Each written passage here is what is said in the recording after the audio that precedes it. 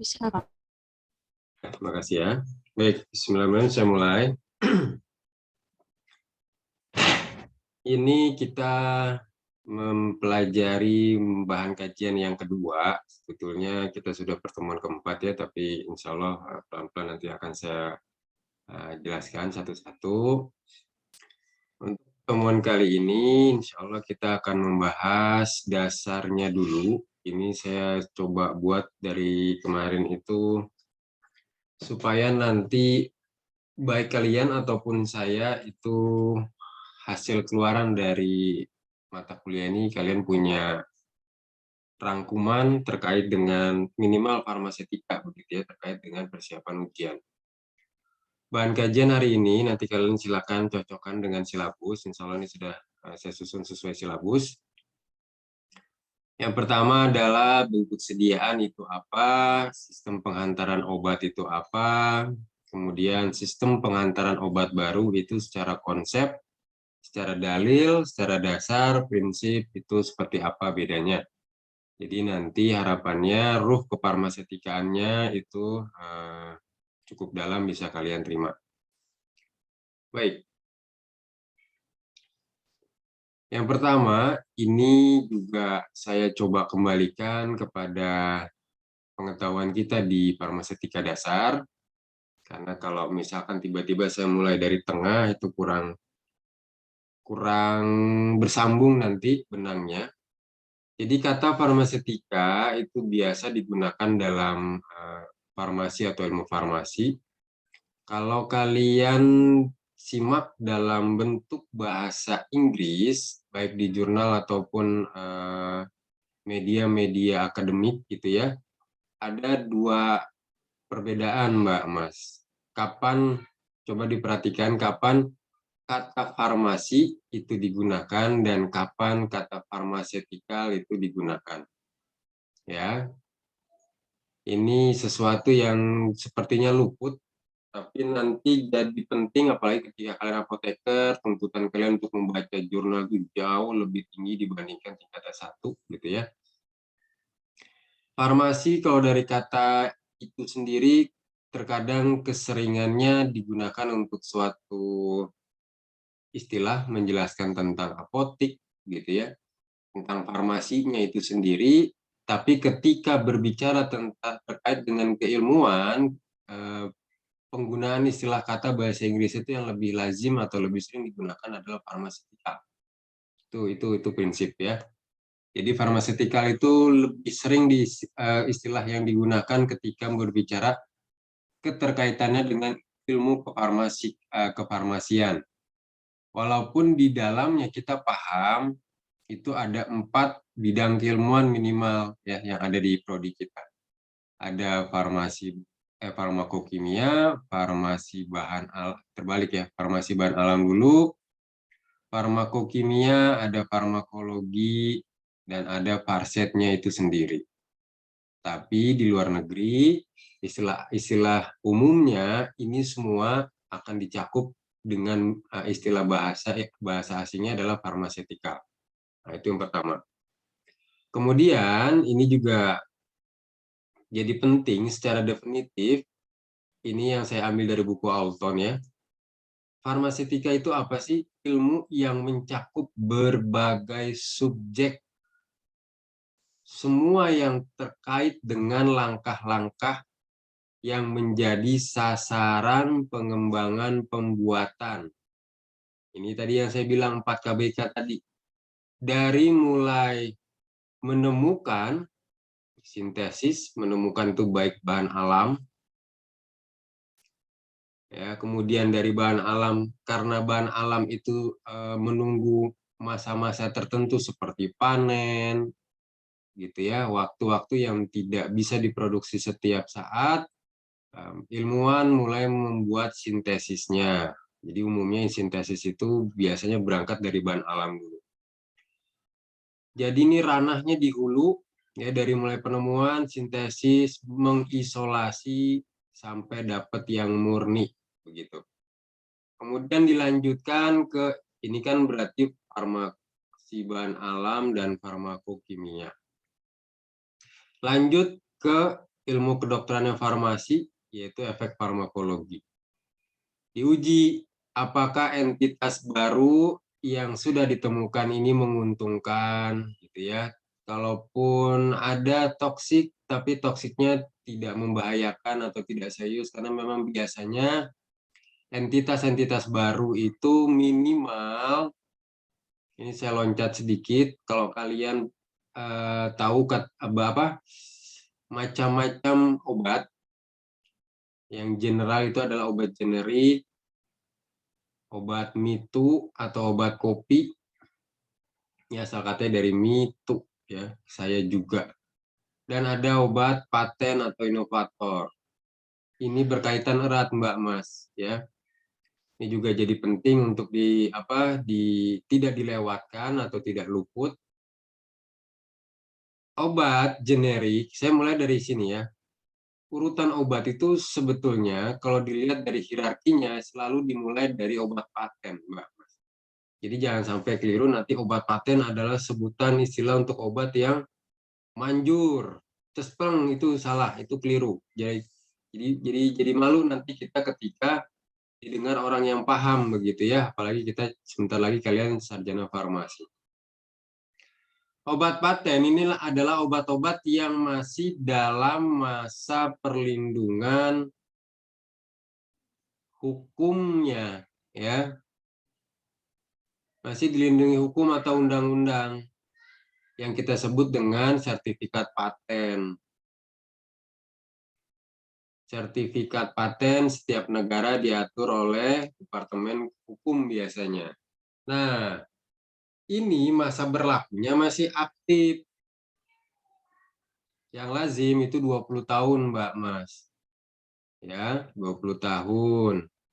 Jadi masih aktif, obat tersebut berhak disebut obat paten karena memang masih dalam masa patennya, masih berlaku.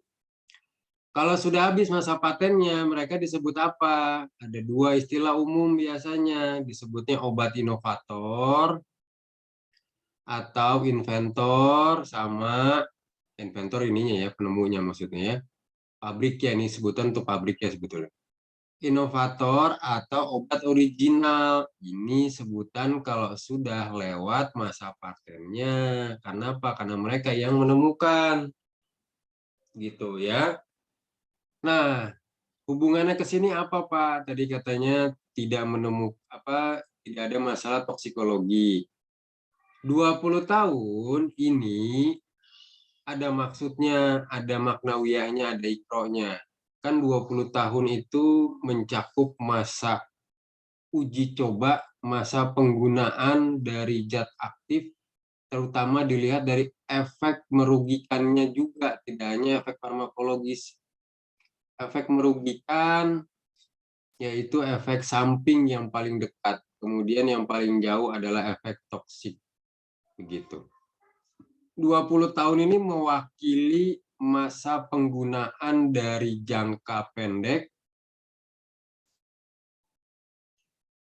menengah, dan panjang ya. Jangka pendek biasanya itu siklusnya 5 tahun, menengah itu 5 sampai 10 tahun. Nah, 10 sampai 20 tahun inilah masa jangka panjangnya. Jadi ketika sudah beredar di masyarakat, selesai masa patennya, sang inovator punya data komplit. Oh, efek samping jangka pendeknya segi begini, menengah begini, jangka panjang begini. Makanya kalau obat-obat yang sudah lawas, sudah lama begitu ya, kayak penisilin, paracetamol, analgetik yang sudah lama, itu cenderung efek sampingnya lama-lama semakin menurun. Kenapa? Karena populasinya sudah sangat lama beredar di masyarakat, dan masyarakat pun kan kita punya ini ya, punya sistem tubuh yang lama-kelamaan ketika terpapar oleh sesuatu itu akan menyaut ya, akan merespon dengan menyesuaikan atau beradaptasi. Nah, nanti hubungannya sama apa? Sama toleransi atau toleran. Jadi kalau keseringan juga kan akhirnya dosisnya harus naik. Gitu hubungannya sama. Karena tubuh mampu beradaptasi. Jadi obat-obat yang sudah lama cenderung efek sampingnya tidak terasa atau tidak muncul lagi karena sebetulnya tubuh kita yang beradaptasi, gitu ya. Awal-awal apabila ini terpapar baru beredar di masyarakat sama kayak vaksin, pasti ada pengaruh ya, pasti ada pengaruh efek samping itu yang jangka pendek, jangka menengah ini pasti akan lebih banyak muncul di data pengamatan. Baik. Nah, jadi efek farmakologis menguntungkan itu efek terapeutik artinya dan toksikologi yang serius bisa dijawab dari ini, Mbak Mas ya.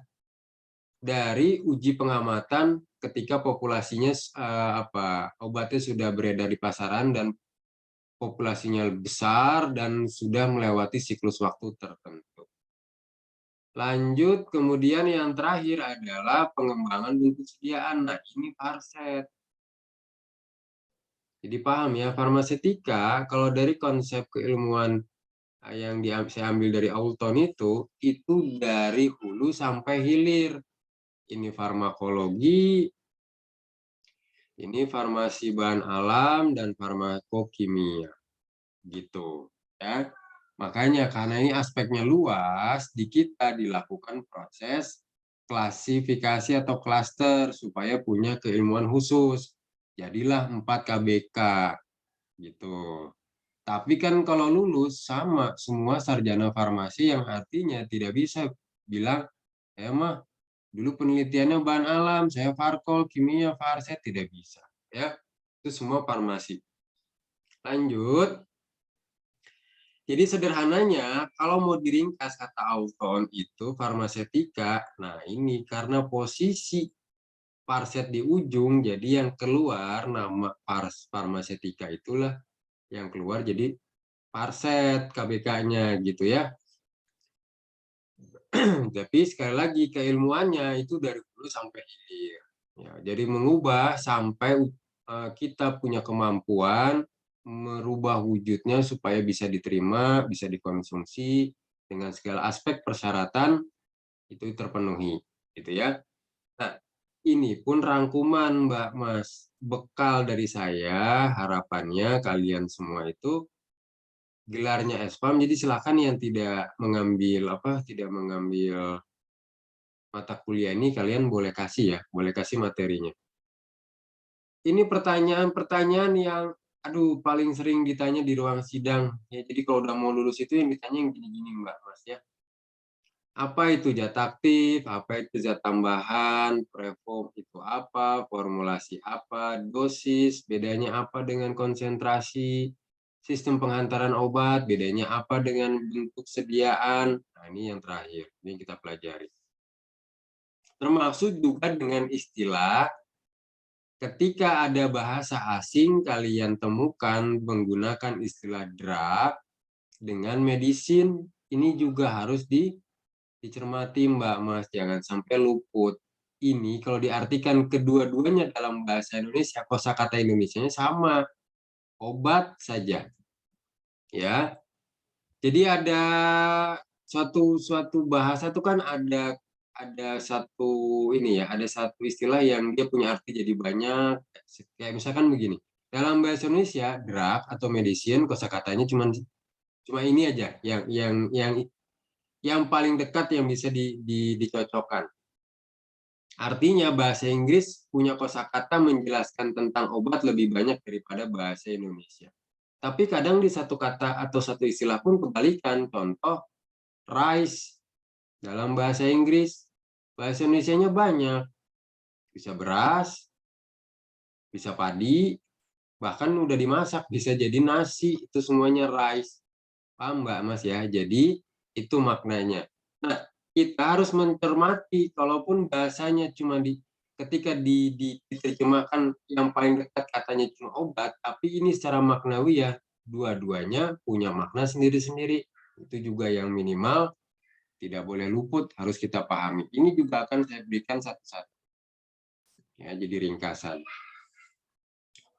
Yang pertama, zat aktif itu apa sih? Nanti kalau dari segi bahasa, kalian silahkan berbahasa sendiri saja ya. Yang penting kalian paham, nanti ketika di ruang sidang, jangan redaksional, jadi jangan ngafal materi itu sampai plek-plek, ambil kata kuncinya. Makanya saya suka bantu dengan di bold begini. Mungkin saya sering berulang kali bilang, saya tipikal orang yang lemah dalam ini ya, saya lemah dalam hafalan yang plek-plek begitu. Jadi saya sering membuat singkatan, saya sering memberi kata-kata kunci supaya membantu saya dalam proses pemahaman. Nanti ngejelasinnya pakai bahasa saya sendiri. Zat aktif adalah bisa bahan alam, bisa semi-sintetik, bisa sintetik. Ya, ini yang suka lupa ketika di ruang sidang ditanya, tidak disebutkan. Akhirnya ditanya lagi. Kan saya pernah bilang ya, yang namanya jawaban itu ketika tidak bisa ditanya lagi. Tidak bisa ditanya.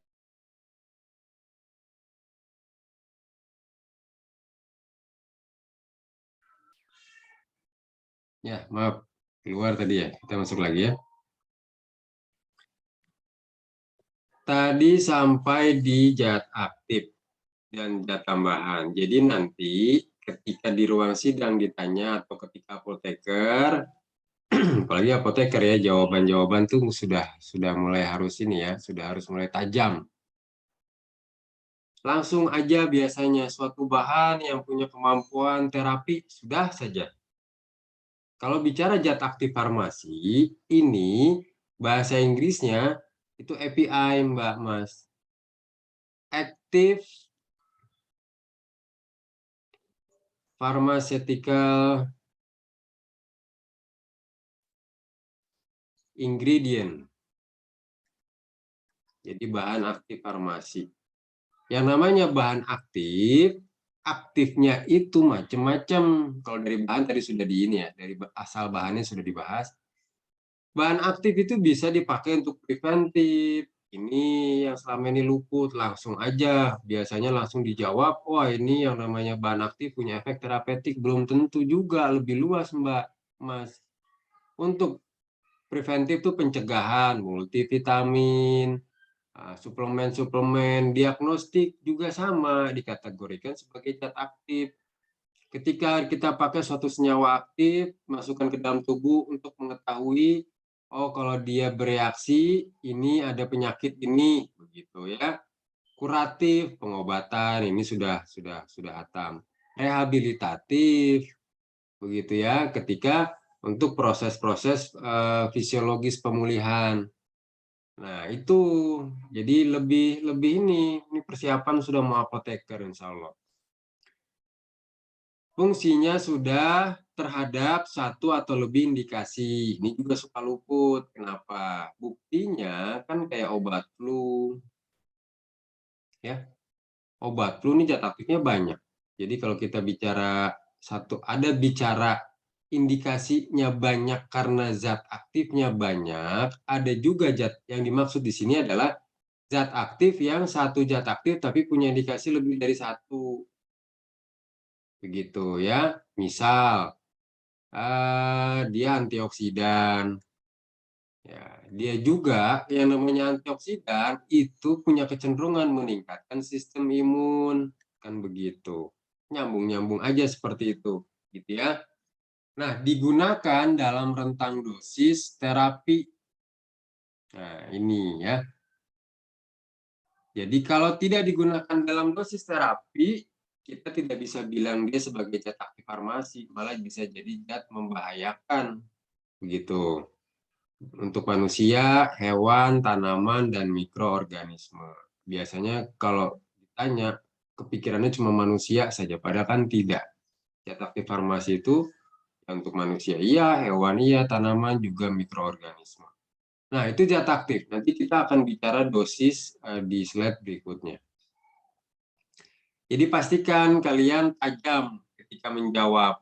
Bahan aktif itu dari alam, semi-sintetik, sintetik, fungsinya bisa preventif, diagnostik, kasih contoh nanti kalau ditanya, rehabilitatif, bisa memberikan indikasi, dan catatan akhirnya adalah dia dikatakan zat aktif, soheh kalau dosisnya, dosis terapi yang dipakai, bukan dosis toksik atau dosis yang melebihi dosis normal.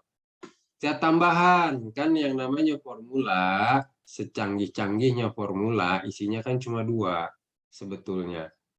Zat aktif farmasi dan zat tambahan. Apa itu? Jangan lupa juga, sudah di penghujung sarjana.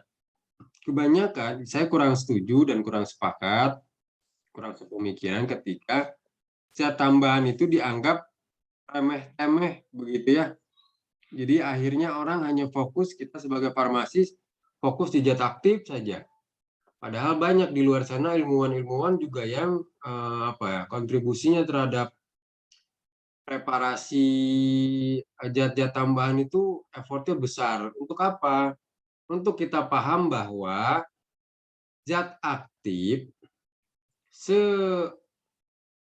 secespleng-cesplengnya zat aktif ketika dia mau diberikan kepada manusia atau kepada pasien, pasien kan macam-macam, manusia, hewan begitu ya, tumbuhan. Ini kan tidak bisa, misal gini deh, sederhananya saya sakit, saya luka, ya lukanya luka terbuka. Saya luka, zat aktifnya saya mau pakai antibiotik karena sudah infeksi, tiba-tiba zat aktifnya langsung ditaburin langsung ke luka yang terbuka gitu ya. Padahal ini zat aktif ini bisa dikemas, dibawa pakai penghantaran yang lain. Misalkan dia sudah dibuat salep jadi tidak terlalu perih. Dia bisa bahkan langsung di embedded, di loading di perbannya. Begitu. Lagi contohnya, maksudnya ini apa? Maksudnya bahwa yang membuat zat aktif antibiotik ini berubah wujud menjadi salep, menjadi perban itu siapa? Zat tambahan. Itu maksud yang dari penjelasan slide ini. Contoh lagi, misalkan analgetik atau jangan. Ini aja, obat asma. Obat asma misalkan ya, anti asma.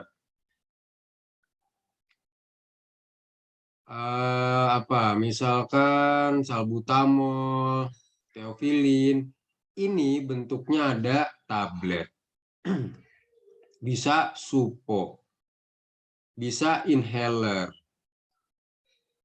Bayangkan kalau sang zat aktif anti asma ini tidak ada bantuan zat tambahan, bagaimana dia bisa nyampe ke tempat kerja, yaitu saluran bronkus yang notabene tidak bisa kita jangkau. Makanya kalau anti asma itu pasti efeknya adalah efek sistemik. Kita tidak mungkin menjangkau kalau tidak diinvasif atau dibedah. Nah, ini juga harus ingat ya, efek itu ada dua, ada lokal, ada sistemik. Sederhananya, efek lokal itu zat aktif atau obat diberikan langsung di tempat sakitnya, itu lokal. Sistemik itu ketika diberikannya di mana, dia harus masuk saluran sistemik dulu, baru nanti bisa nyampe ke tempat yang sakit lewat reseptor begitu. Jadi harus paham juga ketika disebutkan anti asma itu sudah pasti sistemik karena tempat sakitnya di paru-paru. Kita tidak bisa mengobati obat langsung naruh obatnya di paru-paru. Analgetik juga sama, susunan saraf pusat dan seterusnya. Jadi itu maknawiah dari zat tambahan, apalagi seorang farmasetikawan yang namanya zat aktif, zat tambahan ini tidak boleh pandang pilih kasih begitu ya. Saya mah selalu mendahulukan zat aktif karena dia memberikan efek terapeutik. Tidak boleh begitu. Dia punya kemampuan sampai ke tempat lokasinya kalau tidak ada kendaraan. Kendaraan itu kan bisa diwakilkan dari zat tambahan, kan tidak bisa, Mbak Mas ya. Kalau bahasa Inggris itu vehicle. Vehicle itu kendaraan atau pembawa. Gitu ya. Jadi apa esensi dari zat tambahan? Pertama, yaitu sudah pasti dia ditambahkan dari suatu formula, syaratnya harus iner. Sebelum saya lanjut, Inert juga jangan diartikan sebagai arti mutlak tidak bereaksi. Ini keliru juga, Mbak Mas. Diperbaiki yang kecil-kecil dari sekarang. Inert itu artinya bereaksi Mbak Mas, tapi tidak sampai mempengaruhi atau bahkan merusak. Begitu, ya. Ini yang saya pelajari waktu saya sekolah kemarin. Jadi kalau misalkan dikatakan tidak bereaksi, ini agak terlalu terlalu saklek, dalam artian tidak, susah mereka ketika ada itu tidak bereaksi itu susah. Kita tidak bisa menjamin tidak ada reaksi sama sekali. Jadi inert itu lebih kepada dia bereaksi tapi tidak sampai merusak ataupun merugikan zat aktifnya, gitu. Nah, kemudian pentingnya zat tambahan untuk diketahui, ini dia. Dia yang punya kemampuan menjamin mutu. Kalau zat aktif, ya dia tidak mampu menjamin diri dia akan selamat, dia tidak bisa menjamin diri dia saya akan tetap stabil, saya akan selamat sampai tujuan. Ini semua tugasnya zat tambahan. Gitu ya. Contoh deh, ada seorang pejabat atau kita seorang apoteker, tabib lah kalau zaman dulu mah. Kita zat aktif nih, kita yang punya kemampuan untuk memberikan efek terapi. Begitu ya. Nah, kalau sudah paham analoginya, tabib ini diperlukan untuk menyembuhkan di suatu desa pedalaman. Pasiennya di pedalaman nih, ya, organ dalam kalau analoginya. Saya tidak punya kemampuan masuk ke desa ini. Kenapa? Karena ini bukan desa saya, ini desa orang lain di pedalaman. Saya tidak tahu rintangannya seperti apa. Kan saya butuh guide, ya, butuh pendamping, butuh pembawa, butuh pelindung. Kalau bisa dijagain di jalan karena harus lewat hutan segala macam. Nah, inilah zat tambahan. Sejago-jagonya tabib, kalau tidak sampai ke tempat pasien, ya dia tidak punya pengaruh apa-apa, Mbak. Tidak bisa mengobati, Mbak, Mas. Gitu ya. Nah, itu paham maksudnya pasti. Jadi, yang pertama, tugas zat aktif memberi bentuk. Nanti dia yang akan merubah obat anti asma tadi jadi tablet, jadi supo, jadi inhaler. Dia yang menjamin. Ya, ini pas pampresnya lah. Kalau ini presiden zat aktifnya, ini pas pampresnya. Harus stabil, terapinya optimal, sesuai tujuan pemberian, dan ini syarat mutunya semua terpenuhi. Kayak tablet, dia tidak punya kemampuan mengalir dengan baik, masuk ruang kempanya sulit, bagaimana mau dicetak jadi tablet? Ditambahkan zat tambahan, lidan namanya. Itu juga untuk memenuhi persyaratan. Dia tidak bisa dikeluarkan, ditambah lubrikan. Dia tidak bisa hancur, ditambah penghancur. Nah, itu semua adalah zat tambahan. Itu Mbak Mas ya, esensinya harus dapat bahwa jangan sampai kita memandang sebelah mata. Selama ini hanya, wah yang namanya farmasi, kita mau belajarnya zat aktif saja. Zat aktif yang selalu dia tidak. Zat aktif tidak punya kemampuan mengobati kalau dia tidak bisa selamat sampai tempat tujuan. Sudah kenalan dengan siapa saja yang ada di dalam formula, kenalan sedikit lagi, ngulang ke belakang, reform itu apa? Tahap investigasi. Ya. Siapa yang diinvestigasi? Zat aktif juga zat tambahan, siapa yang mau dipakai? Bahasa lainnya ini adalah analisis pertimbangan formula. Ini yang kalian lakukan sekarang saat PA ya. Untuk apa? Supaya tahu secara fisikokimianya bagaimana yang stabil. Oh, dia tidak stabil terhadap air. Ya udah, artinya kita punya guidance nih. Hati-hati kalau mau dibikin jadi sediaan cair. Gitu. Dia tidak stabil terhadap gas. Tidak bisa. Kalau ada gas dia terurai, ya jangan dibuat jadi aerosol begitu. Biofarmasetikanya sesuai untuk tujuan terapi dan bentuk sediaan. Ini preform. Kata kunci awal yang senang untuk didengar oleh para penguji ketika preform itu apa? Mereka senang atau kami senang ketika kata kunci yang kalian jawab pertama adalah investigasi. Itu ya kata kuncinya. Jadi udah senang tuh dengarnya tuh kalau udah kata kuncinya, kayaknya ke sana bakal bener deh, biasanya begitu. Investigasi, jadi kita melakukan proses penelusuran. Kalau sudah, baru masuk tahap formulasi, ini pelaksanaan. Nah, kalau ini tadi, maaf sebelum ke formulasi, kalau ini tadi kata kunci awalnya, kata kunci akhir yang diharapkan ketika menjawab tentang preform itu apa, ini Mbak Mas. Kata kunci yang kami harapkan adalah tujuan dari preform itu kesimpulannya adalah mampu memilih menentukan bentuk sediaan yang cocok. Itu ujung akhirnya. Ya, kayak tadi, tidak stabil di air. Berarti masuk daftar kalau sediaan cair, masuk daftar ini, daftar apa? Daftar rambu kuning ya. Tapi ternyata permintaan dari pabrik, misalkan kita R&D yang disuruh riset, ini sediaan cair yang ini, soalnya kalau tablet ini kan buat anak-anak, jadi harus bikin sirup. Nah, ini juga keren, menantang. Nah, soal-soal ujian apoteker tuh begini, Mbak Mas. Ya, jadi soal-soal kompetensi, soal-soal yang kalian harus menyelesaikan kasus, dikasih tahu zat aktifnya tidak mudah terhidrolisis oleh air, tapi permintaannya harus dibikin sediaan cair. Kenapa? Misalkan ini antibiotik, dan anak-anak tidak bisa nelen tablet, tidak bisa disuruh minum puyer, kasihan kalau masih bentuknya serbuk. Jadi lebih mudah mereka minum sirup. Gimana caranya? Itu tantangan kita sebagai formulator. Antibiotik hidrolisis tapi diseri jadi cair. Kata kunci yang keluar apa dari preform? Ini kan preform.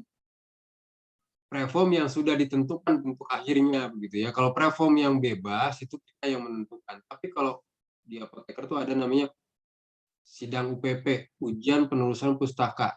Itu kalian dikasih tahu zat aktif, ada yang langsung ditentukan bikin jadi sediaan ini, ada yang tidak ditentukan bebas mau bikin sediaan apa.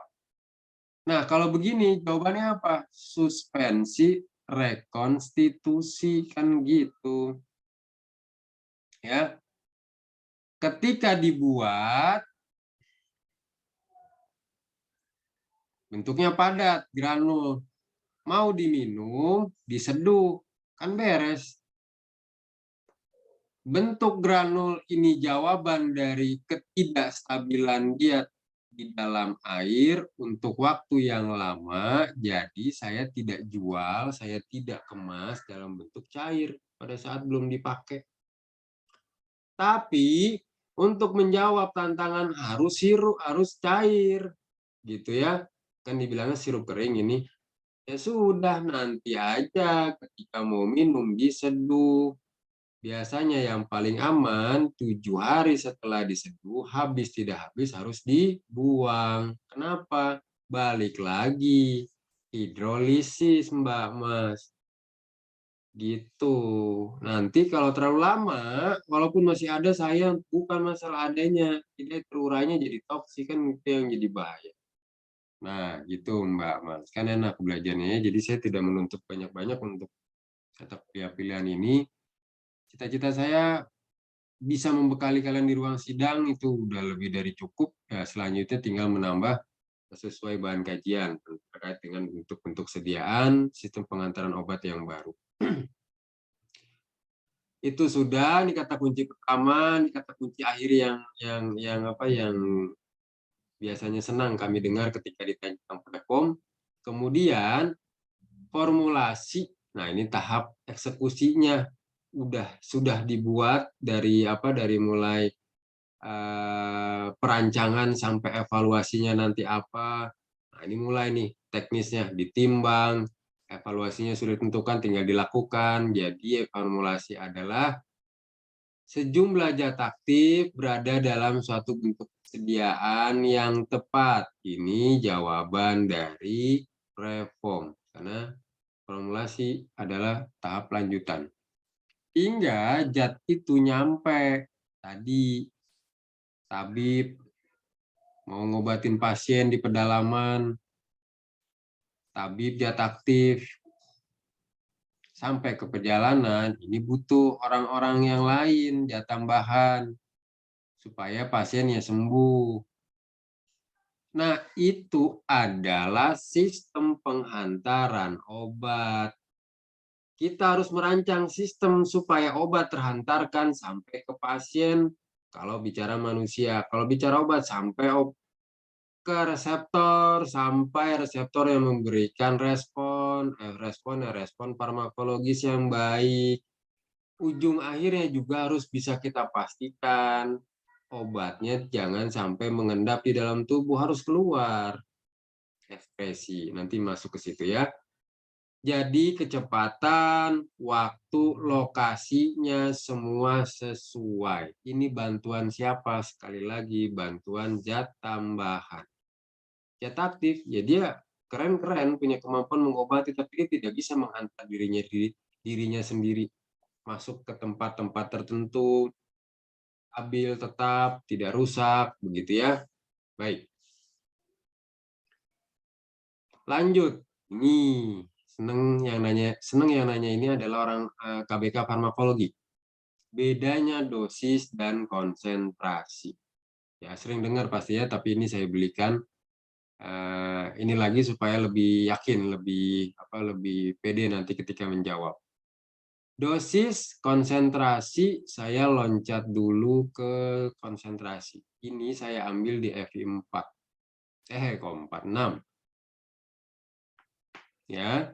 Konsentrasi dalam bentuk persen itu ada 4. Ini yang sering ditanya di farmasetika. B per B, B per V, V per B, V per V. Ya. Bentuk sediaannya dijelaskan. Kalau saya jelaskan prinsipnya. B adalah bobot, satuannya gram. Volume untuk larutan cair, satuannya mili. Ketika posisi B, bobot atau volume ada di bagian bawah, ya, artinya dalam, ini kan dalam, per itu kan dalam.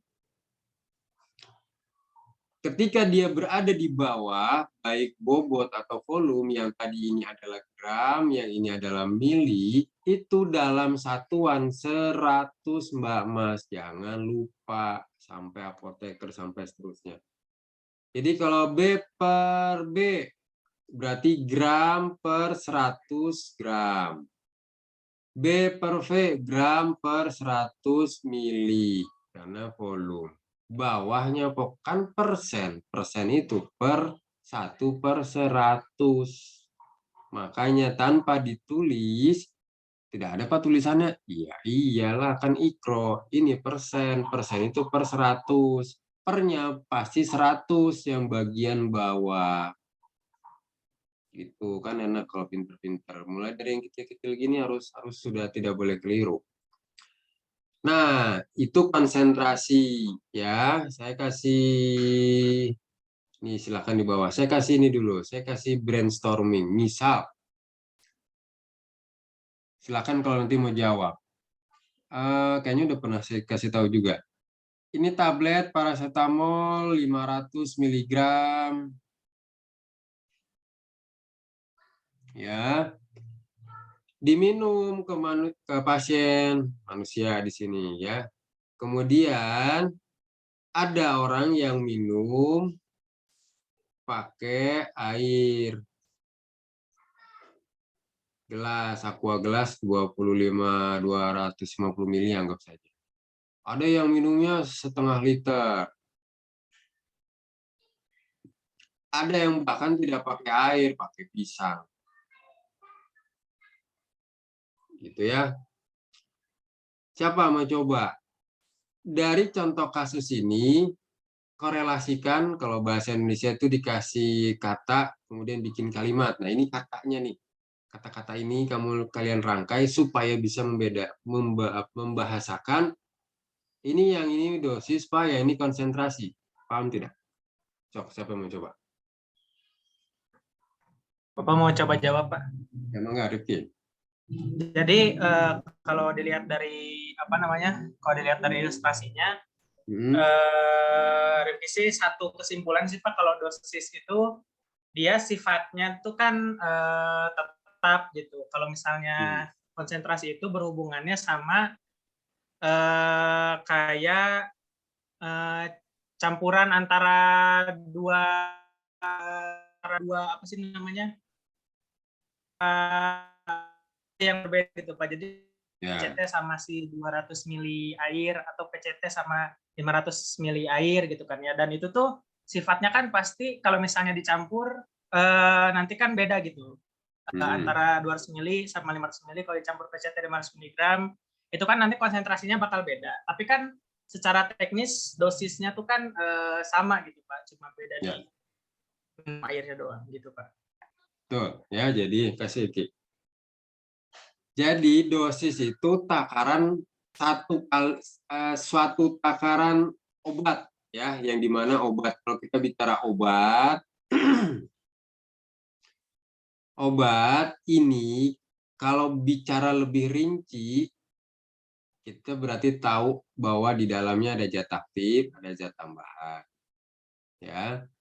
Nah, kita juga artinya bisa ikro, ketika tablet paracetamol itu kan isinya tidak hanya paracetamol, ada juga zat tambahan yang bisa membantu produksi dari tabletnya. Nah, intinya apa? Intinya adalah dosis itu satu takaran, ya, suatu takaran yang memberikan efek terapi. Jadi, kalau ini selama ini tidak dipotong, tidak dipotek, semuanya tertelan, mau minumnya pakai air 250, 500 mili, mau pakai pisang, itu namanya dosis. Yang penting masuk semua satu kali takaran yang sesuai petunjuk. Ya, jangan sampai ke bawah-bawah dipelintir-pelintir karena tidak paham prinsipnya. Ah, ini konsentrasi deh, kayaknya tidak ada hubungannya. Kalau bicara takaran obat efek terapeutik gitu ya, 500 miligram selama dia tidak dipotek, tidak jatuh separoh, tidak keminum, nah, itu semua adalah dosis yang penting nyampe saat semua ini masuk ke dalam tubuh diminum. Tapi kalau misalkan kita bicara ini dilarutkan, misalkan ini mau dibuat jadi sediaan sirup. Kalau sirup kan tidak ini ya, tidak 125 biasa, tidak 500 miligram, biasa analgetik itu 125 miligram per 5 mili. Nah, ini nanti ada hubungannya sama konsentrasi begitu. Kalau ini ditanya ini diminum sama ini konsentrasinya ya berarti 500 miligram per 250 mili. Tapi kan tidak dicampur ke dalam sini terus kamu minum. Ini kan berdiri sendiri-sendiri, kamu minumnya sendiri, airnya sendiri.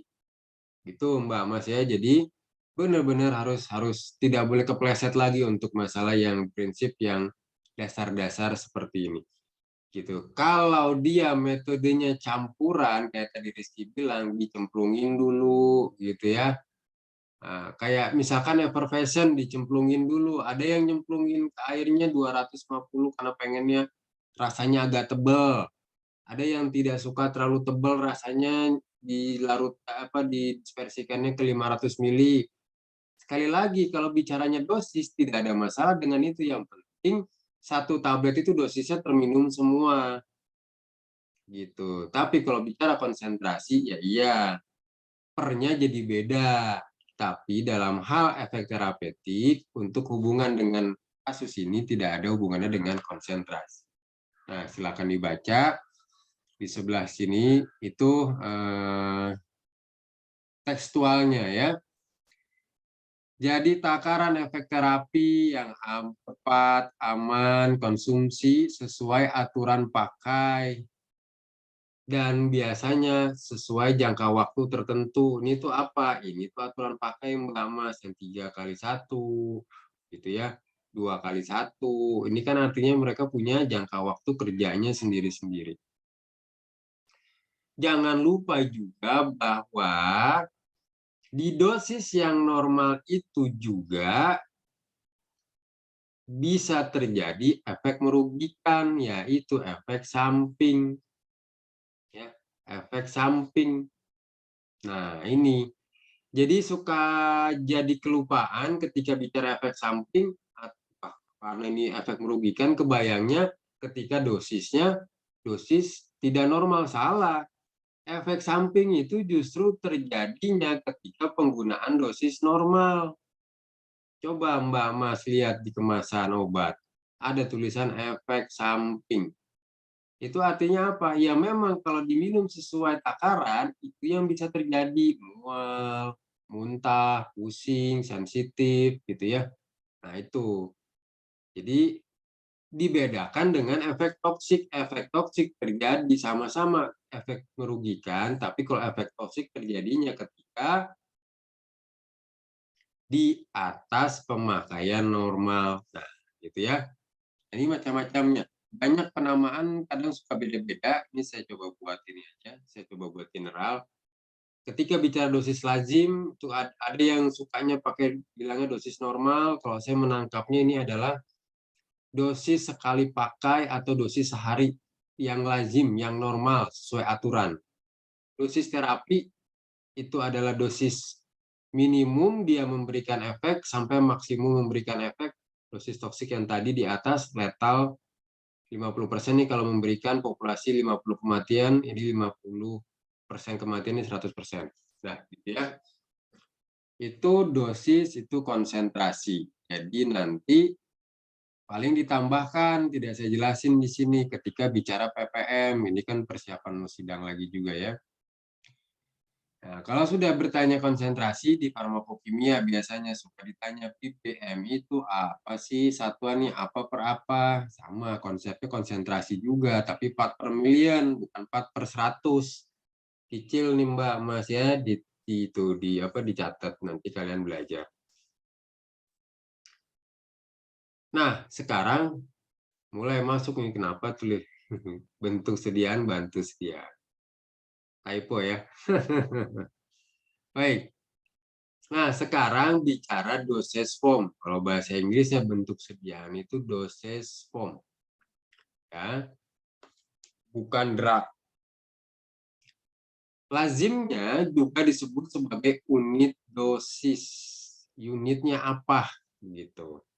Adalah produk farmasi mengandung zat tambahan tujuan memenuhi persyaratan. Nah, ini contohnya. Jadi bentuk sediaan dosage form itu wujud akhirnya berbentuk apa namanya apa, sudah punya bentuk. Yang namanya sistem penghantaran kan kalau sistem tidak berwujud, Mbak Mas. Yang namanya suatu sistem itu kan apa ya, ruhnya mungkin ya, yang berjalan di balik itu semua. Nah, itulah sistem. Nah, sekarang sudah mulai masuk ke konsep mampu membedakan bentuk sediaan apa, sistem pengantaran obat apa. Gitu. Jadi kalau sudah berbentuk granul, serbuk, kaplet, krim, itu namanya semua bentuk sediaan. Sudah ada produknya. Anggap saja pabrik lah. Pabrik berjalan itu kan karena ada sistem yang berjalan di balik itu. Anggap saja, bukan anggap saja, kita kan memang tidak boleh dan tidak diperkenankan masuk pabrik untuk bagian-bagian tertentu. Anggap aja itu sistem. Kita cuma bisa melihat ketika keluar pabrik, oh jadinya tablet, oh jadinya injeksi, dan lain-lain. Nah, ini bentuk sediaan. Sistemnya itu yang berjalan dari hulu, kalau di pabrik itu dari mulai pengadaan sampai ke sini. Nah, itu sistem rangkaian namanya. Jadi, sistem penghantaran obat kurang lebih seperti itu. Ya. Dari mulai merancang, ini sistem penghantarannya nanti ada pembagian-pembagian di slide selanjutnya. Itu semua adalah suatu apa ya, benang merah yang nanti menjadi rantai begitu, benang merah dan rantai yang nanti akan menjadi penghubung satu sama lain supaya dia berbentuk tablet, supaya dia berbentuk injeksi. Nah, seperti itu. Lanjut, kemudian kalau saya membahasakan bentuk sediaan, saya gitu ya, kan mungkin berbeda pendapat kalau yang lain prinsipnya. Kalau saya membahasakan bentuk sediaan itu adalah hasil akhir ya, hasil dari apa? Rangkaian tadi dari hulu sampai bahkan saya bisa menafsirkan hasilnya bagus atau tidak. Mungkin dulu pernah pas TSS saya jelasin. Maksudnya gimana, Pak? Begini, saya sebagai orang teknis, teknokrat begitu ya, ketika saya ditanya, saya kan mau buat tablet nih. Tabletnya bagus tidak? Saya bisa jawab kalau saya sudah rampung membuat dan saya sudah rampung melakukan evaluasi dan menarik kesimpulan penafsiran hasil. Baru saya bisa bilang bagus. Artinya apa? Yaitu menurut saya. Jadi yang namanya bentuk sediaan itu tahapan dari ujung sampai akhir. Begitu. Kalau dipotong misalkan formulasi saja, pembuatan saja dipotong nih. Saya bikin formula bagus, tapi saat dibuat kok tidak berjalan sesuai kebagusan formula yang saya tadi pikirkan, tidak bisa. Saya tahu sudah buat bagus, tapi memenuhi evaluasi tidak, belum tentu. Gitu. Jadi kalau menurut saya bentuk sediaan itu hasil akhir yang di mana saya sudah mampu menyimpulkan bentuk sediaan saya bagus, memenuhi semua persyaratan. Itu menurut saya, begitu ya. Nah, begitu. Sekarang kita masih belum bisa jawab, belum dijelasin tadi ya. Apa bedanya drug dan medicine? Kosakata kita ini mengartikannya dua-duanya sama, yaitu obat. Ini saya ambil juga dari Auton, ada di Google Drive yang sudah saya berikan. Obat atau medicine itu diartikan bahkan sama Auton itu adalah sistem penghantaran, ya. Drug delivery system yang ditujukan untuk menghantarkan zat aktif obat aman, efektif, akurat, reproducible, nyaman digunakan, artinya memilih sediaan juga sesuai perkembangan, begitu ya. Kalau sudah ada perkembangan baru yang sistem pengantarannya lebih nyaman, lebih mudah, itu yang harusnya jadi pilihan, menggunakan metode dan teknologi formulasi tertentu. Itu adalah obat. Itu adalah sistem penghantaran, gitu ya. Sehingga jadi yang namanya sistem itu semua rangkaian jaminan. Kalau bentuk sediaan sekali lagi ujungnya sudah berbentuk, gitu. Saya takut kalian, saya kebanyakan ini malah takut jadi bingung. Itu aja dulu. Batasinnya adalah bentuk sediaan itu sudah berwujud akhir sediaan. Nah, jadi seluruh rangkaian menjalani ke sana itu adalah sistemnya. Dari mulai menjaga zat terapeutik ini memiliki ketersediaan hayati yang maksimal. Nah, ini lagi sebelum jauh. Mbak Syafanisa, bioavailabilitas apa sih, Mbak? Iya, tahu Pak, bioavailabilitas. Ya.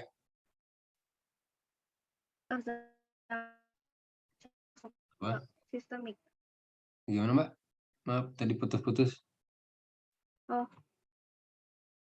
bioavailabilitas itu jumlah zat aktifnya yang bisa masuk ke sistemik terus memberikan efek. Yang bisa masuk atau yang sudah masuk di jalur sistemik? Jumlah yang masuknya, yang sudah masuk. Ya, berarti yang sudah ada di jalur sistemik ya, bukan yang bisa. Iya. Baik. Kalau bisa berarti ada kemungkinan tidak bisa, gitu ya. Jadi kalau di jalur yang dulu belajar ATME itu di mana posisinya, Mbak? Bioavailabilitas itu di mana? Di absorpsi, distribusi, metabolisme, ekspresi.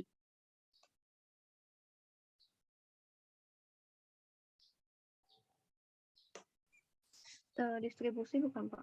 Distribusi ya. Baik.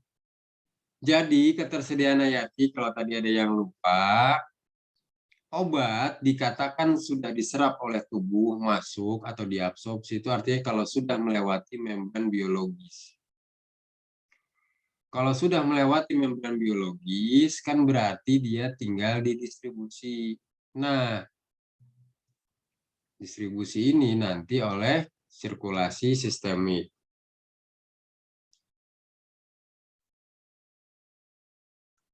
Nah, tadi yang saya mau jelaskan tadi adalah bioavailabilitas itu ketika dia, kalau bahasanya Mbak Syafa tadi ya, Syafa Nisha, panggilan siapa Mbak? Nisa siapa? Ali? Siapa, Pak? Syafa. Kalau kata Mbak Syafa tadi, yang bisa masuk, nah itu berarti sudah mampu melewati membran, bisa masuk, nah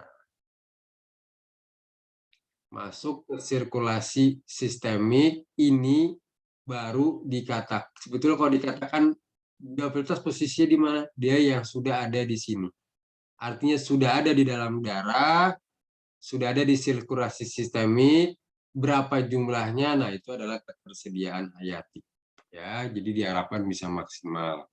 Gitu ya. Jadi tidak semua obat atau sistem pengantaran mampu menjamin bisa maksimal. Contoh, saya pernah bahas dulu ya, tetes mata.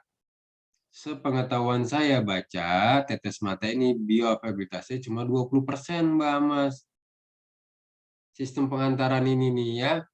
Kenapa? Karena ada mekanisme air mata, mekanisme pertahanan tubuh ketika ada yang masuk ke mata, mata mengeluarkan air. Nah, jadi perebutan tuh antara yang mau masuk dengan mata mempunyai mekanisme pertahanan mengeluarkan air mata. Sehingga yang nanti masuk ke sirkulasi itu tinggal 20%-nya. Gitu ya. Baik. Jadi diupayakan bisa maksimal masuk ke peredaran darah. Nah, sisanya mirip-mirip dengan yang tadi, Mbak Mas ya. Mencapai tempat, selektif. Nah, ini perintilan-perintilannya. Bahkan tidak seselektif, saking selektifnya tidak merusak sel, organ, atau jaringan yang dilaluinya. Gitu ya, ini sudah mulai agak-agak apoteker gitu ya. Jadi kalau jawab tuh presisi gitu ya.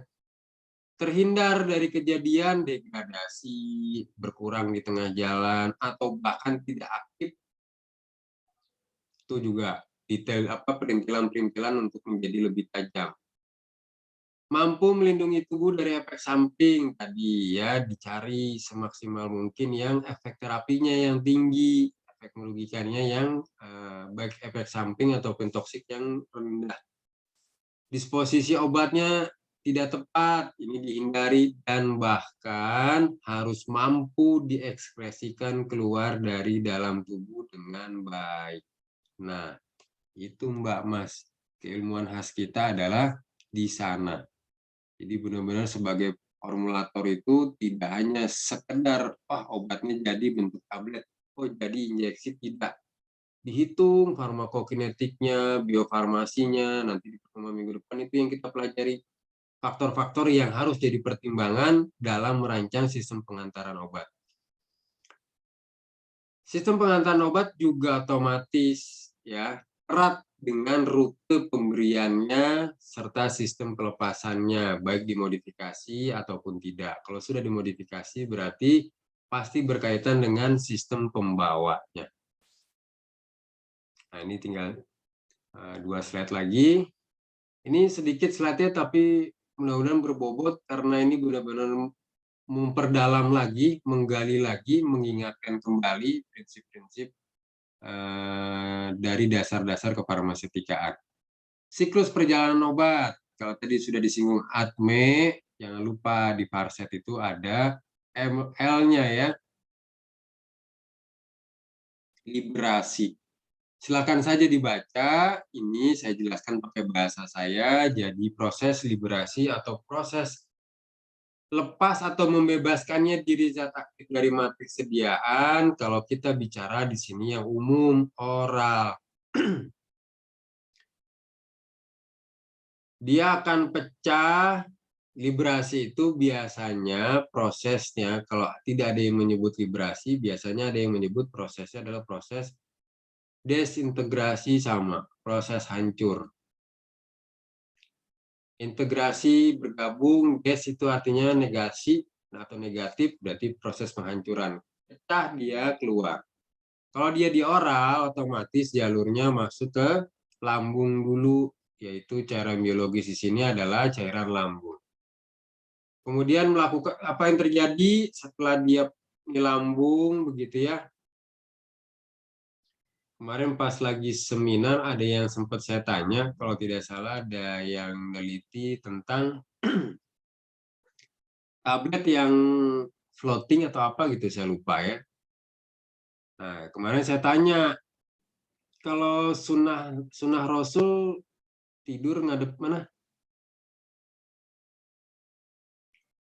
Ngadep ke kanan, betul ya. Kalau ngadep ke kanan artinya kalau ginjal, lambung tuh gimana sih gambarnya gini ya. Nah, ini kan posisi kanan nih. Kalau ngadep ke sana ya. Ini kiri. Nah, ini integrasi internalisasi kaidah Islam dalam materi kuliah ya. Jadi kalau ngadep ke kanan, ini kan tempat keluarnya di sini nih, bukan keluar. Ya, ujung dari lambung nanti kan ke usus nih. Jadi maknanya apa? Yang tersirat dari hadis Kanjeng Nabi itu adalah dalam proses tidur pun kita melakukan proses pengosongan lambung dengan mudah kalau ngadep ke kanan.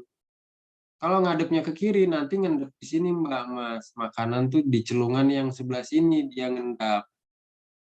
Jadi harusnya kalau orang yang sesuai syariat, mohon maaf BAB-nya juga mudah. Kenapa? Karena ini tidurnya aja sesuai jalur saluran pencernaan nih.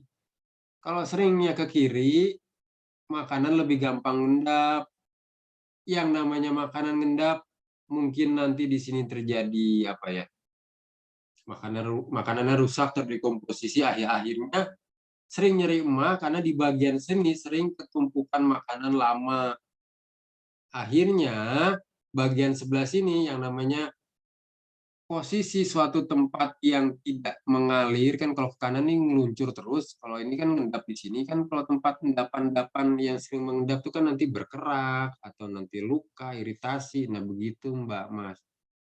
Jadi itu maknawiyah Iqra dalam metode belajar Islam, membaca. Bukan yang ada di tulisan, kan tulisannya mah cuman Nabi Muhammad itu tidurnya ke kanan kalau bicara tulisannya, tapi kita pelajari di balik tulisannya. Nah, gitu ya. Jadi jalur obat masuk ke dalam lambung pecah, setelah pecah apa yang terjadi?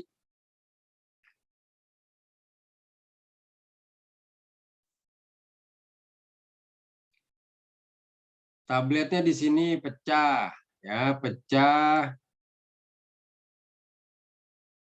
Di tempat dia pecah, itu kan berarti konsentrasi zat aktif lebih tinggi dibanding yang lain. Saya sampai jam berapa, Mbak?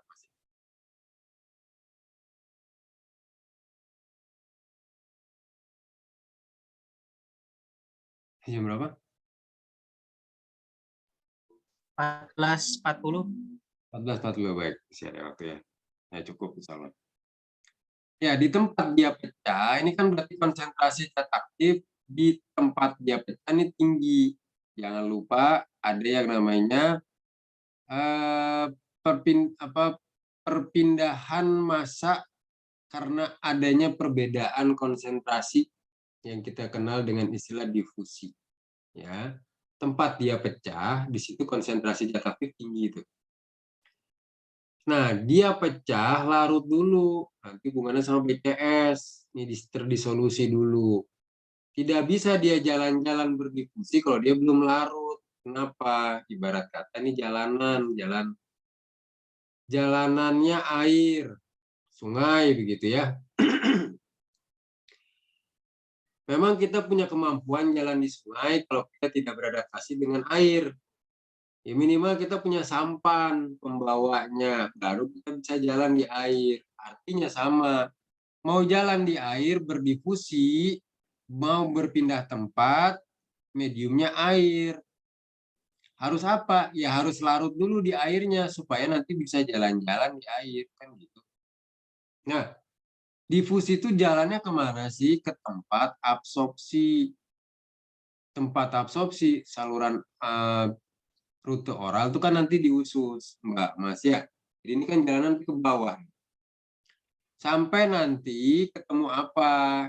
Ketemu membran biologis. Cairan biologis itu air, membran biologis tanpa bingung-bingung lagi, tahu semua ini adalah lipid. Makanya BCS itu adalah, parameternya adalah disolusi, kemampuan larut di dalam air atau cairan biologis, dan permeabilitas. Apa itu permeabilitas? Tulisannya permeabilitas. Setelah diikro apa? Kemampuan larut di dalam lipid. Hubungannya kemana lagi? Ke koefisien partisi. Perbandingan antara kelarutan air berbanding kelarutan lemak. Nah, turun ke bawah dia berdifusi. Kenapa bisa berdifusi? Karena sudah larut. Bisa ikut sama air, jalan-jalan. Kemana? Ke arah tempat diabsorpsi, yaitu membran biologis. Lipid. Sampai di pintu lipid, tidak bisa langsung masuk. Yang bisa masuk siapa? Yang punya permeabilitasnya tinggi atau kemampuan larut di dalam airnya tinggi. Bisa dia lewat. Nah, berpindahnya dari tempat dia pecah sampai ke pintu gerbang tol lipid ini atau membran, itu namanya difusi. Karena masih dalam satu medium yang sama, masih sama-sama di air berpindahnya. Ketika dia mampu melewati pintu gerbang, artinya pindah beda jalan, tadi jalan air, sekarang jalan lipid. Itu namanya transfer, Mbak Mas. Ya.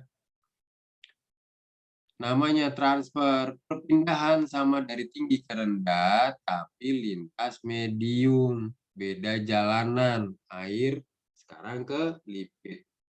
Kalau sudah pindah, artinya dia sudah diterima di lipid, artinya dia sudah diabsorpsi. Jadi kalau baru masuk pintu gerbang, itu namanya diabsorpsi. Lepas lewat pintu gerbangnya kelewat, artinya sudah lintas membran, itu namanya distribusi. Jadi kalau ini pintu gerbang, membran gitu ya. Ini membrannya adalah lipid. Kalau dia masuk, absorpsi itu kan diserap. Nah, ini absorpsi nih, sampai sini batasnya. Lintas membran artinya sudah keluar, ya berarti sudah selesai absorpsi. Apa yang terjadi selanjutnya adalah distribusi. Kemana? Nanti misalkan kalau oral itu kan biasanya, bukan biasanya, rute oral itu kan harus melewati liver dulu ya. Dia harus first pass metabolism dulu dan seterusnya. Nah, lanjut mulai ke sini. Jadi sudah diabsorpsi, melintasi. Jadi nanti kalau sudah lintas itu namanya distribusi. Distribusi itu hubungannya sama ketersediaan hayati. Berapa banyak obat atau zat aktif yang berhasil berada di jalur sistemik. Kemudian nanti metabolisme. Jangan lupa di metabolisme itu biasanya suka luput atau suka digeneralisasi yang namanya first pass metabolism atau first pass effect sama. Coba Mbak siapa ya? Mbak Rizda.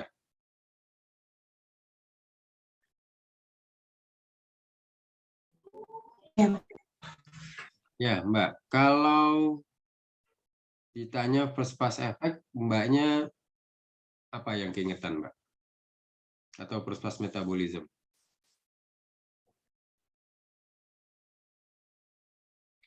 Ya langsung keinget, kebayang apa Mbak? Bebas, mau tempatnya. Hati. hati ada lagi. 4 terjadi di hati ada lagi. Apa sih? Proses apa itu? Metabolisme. Ya, metabolisme tingkat pertama ini apa? Apa yang berlangsung di sana? Apa yang terjadi? Ini kan nama acaranya nih. Ada kegiatan apa di acara itu? Pertanyaan berikutnya.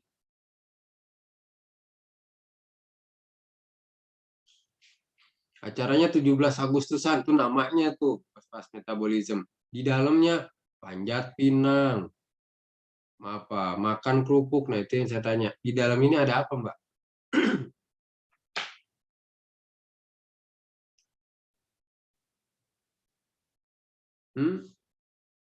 Ya, pasti tahu lah.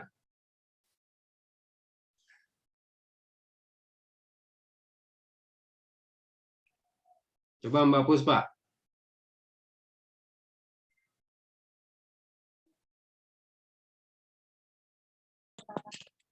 Ya, apa Mbak yang Mbak ketahui tentang first pass metabolism atau first pass effect?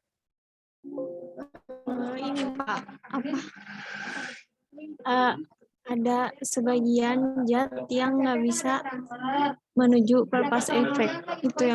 Itu yang saya ingat. Oke, baik.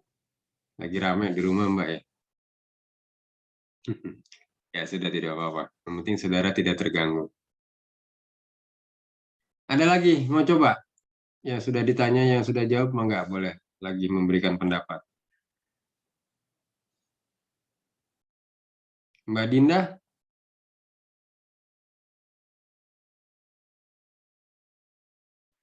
Ya, Apa, Mbak?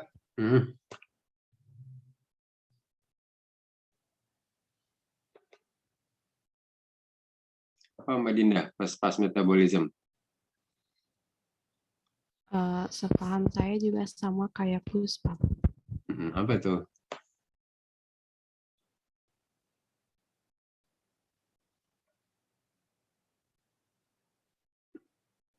Tidak ada yang tambahkan. Rifki kayaknya mau jawab. Mau nambahin, Ki? Kalau setahu Rifki itu apa first pass metabolisme itu kayak transformasi struktur obatnya, jadi ada obat yang kayak diubah gitu pas strukturnya sama hati itu, jadi bentuknya jadi nggak aktif lagi gitu, tapi cuma sebagian gitu, sebagian lagi enggak gitu. Baik. Ya, kasih ya. Jadi nanti jangan keliru lagi ya, kan kalian sudah di ujung nih, di ujung banget mau sarjana. Ini pertanyaan populer juga, yang namanya pas metabolism, seorang farmasis harus hatam ya. Jadi yang namanya first pass effect atau metabolism selalu kebanyakan lazimnya itu selalu konotasinya negatif ya. Apa sih ini? Kan tadi nama acara nih. Nama acaranya berlangsung di mana? Di hati. Memang kenapa di hati? Hati itu bahasa sederhananya tempat detox ya. Ini yang Allah berikan buat kita, salah satu organ yang punya kemampuan detox. Jangan lupa. Makanya kalau ada apa-apa paling sering nyeri itu di hati, ya baik secara syair ataupun secara ini, nyerinya tuh di hati. Ya karena hati yang tempat apa ya? Dia tempat pengorbanan ketika ada orang asing, dia anti racunnya ya hati begitu. Nah, jadi dia akan langsung menjalankan tugas ketika senyawa asing masuk, obat sekalipun yang melalui jalur ini ya, jalurnya ke proses metabolism, ini akan didetoks bahasa sederhananya. Nah, detox ini atau metabolisme yang terjadi tingkat pertama ini, kenapa konotasinya selalu negatif? Karena biasanya kan yang diminum itu obat yang sudah aktif. Hingga keluar dari sini di metabolisme atau di detox itu nanti keluar dosisnya berkurang. Gitu Mbak Mas. Tapi itu yang selalu banyak ya, selalu banyak atau lazimnya konotasinya selalu negatif. Tapi yang terjadi juga bisa positif atau menguntungkan. Kapan? Ketika sang formulator menggunakan obat, memilih obat yang dalam bentuk prodrugnya. Ketika yang diberikan adalah obat dalam bentuk belum aktifnya, malah jadi kelemahan. Tugas detox ini tidak diganggu sama sang formulator, kan ini adalah bagian anugerah dari tubuh kita, organ detox atau hati ini. Tapi disiasati, diberikan prodrug supaya nanti kalau masuk ke hati keluar jadi active drug, kan begitu pemikirannya Mbak Mas ya. Jadi generalisasinya biasanya memang selalu negatif. Juga jangan sampai tidak kepikiran atau luput bahwa efek positifnya juga ada. Gitu maksud saya ya. Jadi bisa memetabolisme, ini kan sudah ditulis kalau tidak salah ya. Nah ini bisa memetabolisme yang prodrug menjadi active drug. Baik, setelah itu menuju target site dan harapannya obat juga harus bisa diekskresikan. Jangan sampai ketika dia menjadi residu itu malah jadi racun, malah jadi membahayakan tubuh kita sendiri. Terakhir, Mbak Mas, jadi sistem penghantaran obat baru itu apa? Kan tadi kita sudah bicara tentang sistem penghantaran obat secara umum ya. Jadi nanti macam-macam Mbak Mas. Tidak ada yang baku atau yang standar ketika kita bicara sistem penghantaran obat itu pengelompokannya bagaimana tidak ada ya. Jadi ada yang itu ini aja bergantung dari masing-masing ilmuwannya. Mau mengkelompokkannya bagaimana. Nah, ini ada contohnya, misalkan sistem penghantaran obat berdasarkan rute, nanti ada rektum, ada oral, ada parenteral, jadi semua sistem penghantaran ya. Ada yang pakai pembawa, ini pembawa juga bisa pecah nanti, pembawanya misalkan som-soman, ada liposom, kariernya misalkan dari polimer, macam-macam lagi nanti.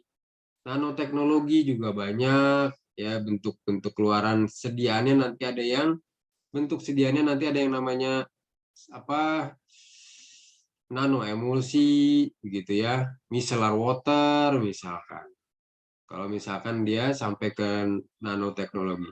Target penyakit ini juga ada pengelompokannya. Kalau misalkan sistem pengantarannya langsung tertuju kepada suatu tempat atau langsung tertuju kepada entitas suatu mikroorganisme yang sudah bisa ditargetkan untuk penyakit tertentu. Nah, itu semua sistem pengantaran. Jadi titik kritisnya di mana Pak? Kapan kita bisa bilang itu obat baru, novel atau new ya? Ada yang bilangnya new drug delivery system, ada yang novel. Novel drug sama, new atau novel itu sama. Kurang lebih maksudnya adalah baru. Jadi yang saya sudah rangkum dan saya sudah cari, batasan dikatakan dia bisa disebut sebagai sistem pengantaran obat baru kalau semakin kita mencari efek merugikannya minimal pada saat sistem ini ya, kita merancang sistem pengantaran ini, kita berfokus kepada mencari efek merugikan yang paling terus-terusan minimal dan yang menguntungkannya maksimal. Ini sekali lagi kata kuncinya, fokus. Kemudian keterbaruannya tinggi, tidak mesti harus mutakhir, yang sederhana pun termasuk dengan sistem penghantaran obat baru. Itu kata kuncinya. Ya, jadi kata kuncinya sekali lagi, kapan kita mengkategorikan sistem penghantaran obat yang tadi sudah kita pelajari di slide-slide sebelumnya ini sebagai sistem penghantaran obat baru ketika fokusnya itu kepada mencari cara, ya di sini perolehan ini tidak dibatasi ya. Nanti bisa dari teknik ekstraksi bisa gitu ya. Supaya nanti bisa memperoleh efek merugikannya rendah. bisa nanti sistem apa kayak tadi, misalkan orang zaman dulu luka antibiotiknya langsung ditabur, perihnya minta ampun, sekarang pakai salep. Jadi si antibiotiknya dimasukkan ke salep gitu. Nah, seperti itu kan jadi tidak dibatasi di sebelah mana teknik atau usaha yang dilakukan untuk menekan kerugian gitu ya. Bisa dari kenyamanan, bisa dari efek samping, bisa dari efek toksik, bisa dari dosisnya semakin kecil digunakan tapi bisa memberikan efek karena dia sistem pengantarannya bisa sedekat mungkin dengan tempat sakit dan seterusnya. Jadi fokusnya pertama di situ mencari efek merugikan yang paling minimum dan mencari keuntungan maksimal. Dia juga baru. Nah, ini yang seru. Tidak selalu ada tuntutan, selalu mutakhir. Kalau teknologi sederhana tapi dia baru dan dia bisa menekan efek merugikan, menguntungkannya tinggi, itu juga termasuk sistem pengantaran obat baru. Jadi tidak selalu melulu pakai alat-alat canggih. Baik, begitu Mbak Mas, waktunya juga sudah habis. Dari saya sampai di situ, slide-nya juga sudah habis. Jadi kalau ada yang mau ditanya, silahkan ya. Nanti rekamannya saya upload ke setiap pertemuan sesuai dengan pertemuannya masing-masing. Jadi nanti kalau mau buat belajar, misalkan sambil jalan, didengar, tidak perlu pegang buku kan bisa. Kalau zaman sekarang udah enak. Baik, kita baca doa tutup majelis ya. Bismillahirrahmanirrahim. Subhanakallahumma wa bihamdika asyhadu an la ilaha illa anta astaghfiruka wa atubu ilaik. Alhamdulillahirabbil alamin. Mohon maaf pasti ada yang salah dan hilaf. Keduanya murni datang dari saya. Jika ada yang baik dan benar itu mutlak milik Gusti Allah, ya. Allah hanya mengizinkan saya ataupun kalian nanti ketika kalian berbagi ilmu yang sudah kalian punya. Kenapa? Karena satu huruf sekalipun itu akan jadi sodako buat kalian, akan jadi amal jariah. Ya nanti dari sana banyak bonus-bonus yang Allah berikan. Ya. Kalau kita sudah banyak sodako, Allah sendiri yang kasih bonus. Itu nanti biar tanggung jawab Allah aja. Kita yang penting syariat. Sampai bertemu di lain kesempatan. Jaga kesehatan Mbak Mas ya. Ini walaupun tidak apa ya, yang virus sekarang tidak sekuat yang pertama, tapi lumayan masif gitu ya. Jadi kebetulan istri saya di RSUD, itu klasternya di RSUD lagi tinggi. Jadi saya tidak memperkenankan diri saya untuk kemana-mana dulu juga. Jadi alhamdulillah kalau sudah divaksin, ya, itu salah satu ikhtiar, walaupun sekali lagi hakikatnya semua kita menjadi sehat, kita menjadi kuat terhadap paparan virus itu karena bantuan Gusti Allah. Sampai bertemu di lain kesempatan. Salam buat keluarga. Billahi taufik wal hidayah. Assalamualaikum warahmatullahi wabarakatuh. Terima kasih ya. Waalaikumsalam warahmatullahi wabarakatuh. Waalaikumsalam. Terima kasih banyak Pak. Terima kasih, Pak. Nah, silakan. Saya izin tutup ya. Iya, Pak.